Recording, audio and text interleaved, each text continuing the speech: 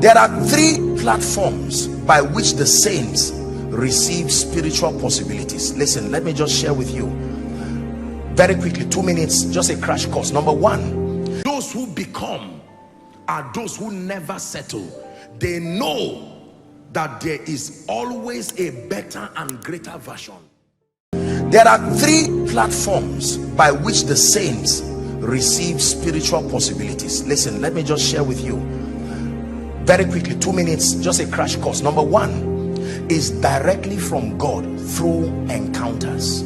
So you can receive anointings, mantles, graces directly through encounters. This is between you and God. 1. 2, through your obedience and adherence to principles. There is a dimension of God's power that has been invested in principles. You don't have to be a Christian to receive that dimension of his power.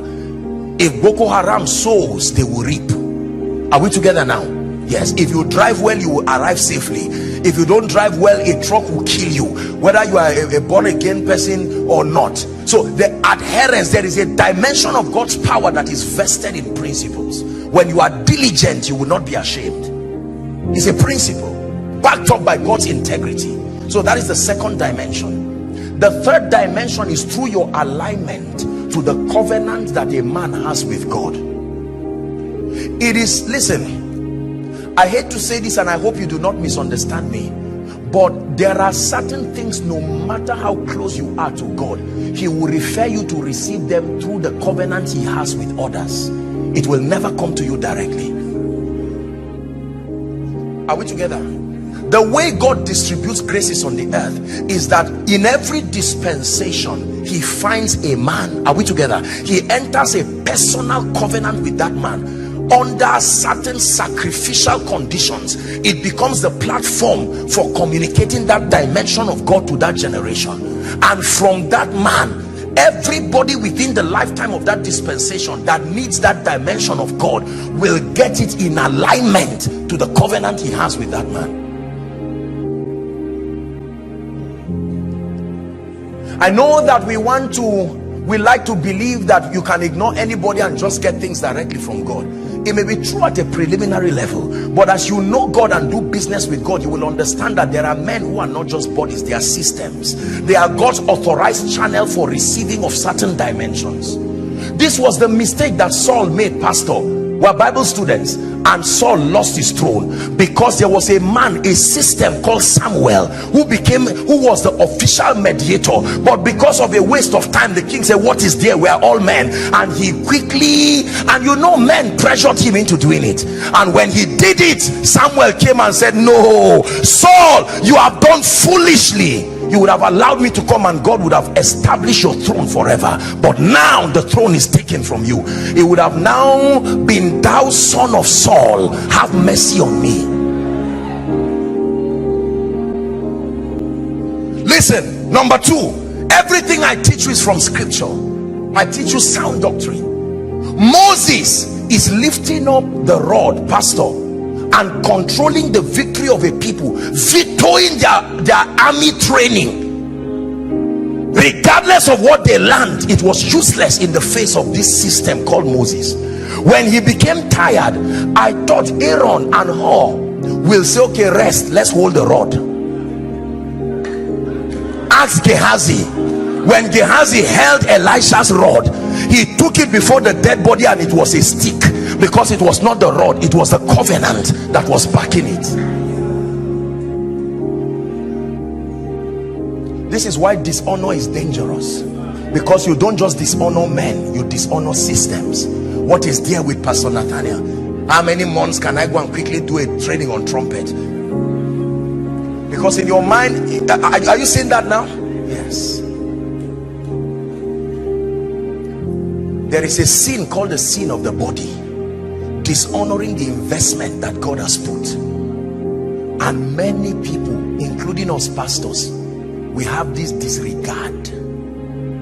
It is terrible. It is not human worship. I'm not talking of these childish things people do around. There are men who are not just men, they are carrying things that are ancient. They are not for a church, they are not for an assembly, it's for a generation. Nobody will walk in the true spirit of faith on earth today insulting and ignoring Kenneth Copeland.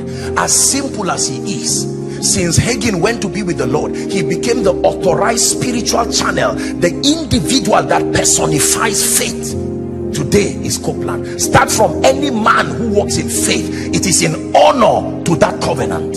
You will never ignore Benny Hinn today and walk territorially in the healing ministry.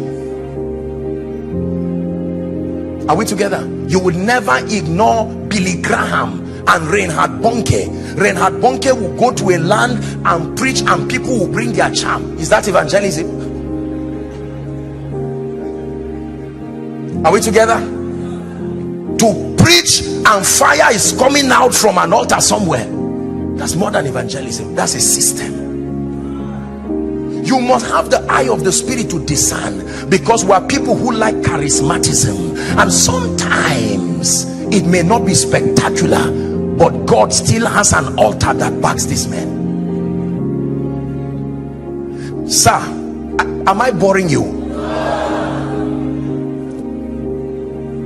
The only promise you will give me is that you will put these things to use. Listen, Pastor, Solomon is dedicating the temple in Jerusalem, and Solomon stands before the priests, the men holding the instruments of worship, and enters a covenant with God. It says, now arise, O Lord, and come to your resting place. And Solomon prays that anyone who prays facing Jerusalem, whether the prayer is accurate or not, that there is a covenant that vetoes their weaknesses and that God should listen. So one time when the Medes and the Persians, the prayer of Daniel began to interrupt the powers that be in government, they now put a rule in parliament that for 30 days there should be no prayer. Daniel knew that at that point, you know, it looks like he prayed with boldness. He was afraid too. At that point, he could not depend on his personal convictions, so he had to align with the covenant of Solomon, and he opened the window to Jerusalem. It's in your Bible.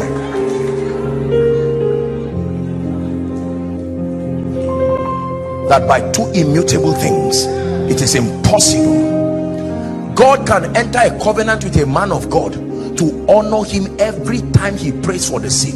Assuming I have that kind of covenant with God, do you know, if the Spirit of God is not moving to heal, and out of my ego I decide to move, God will still honor that covenant and deal with me later on in the place of prayer. But for that time being, he cannot deny himself.